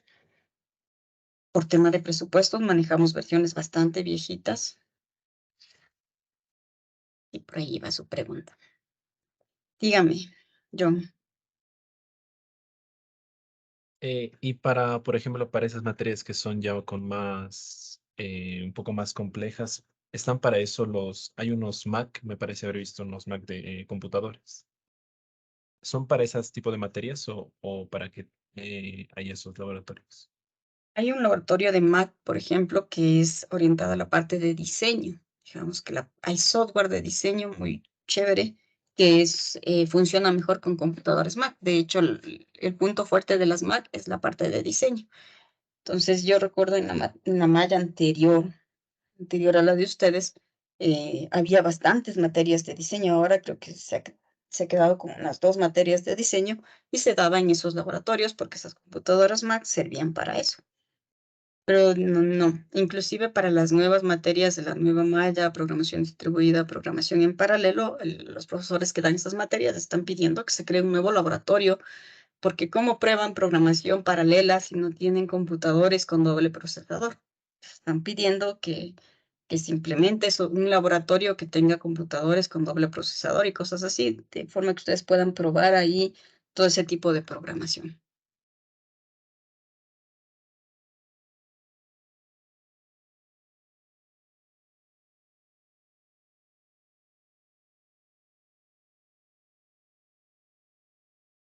Con eso damos por terminada nuestra clase de hoy. Nos vemos el día jueves.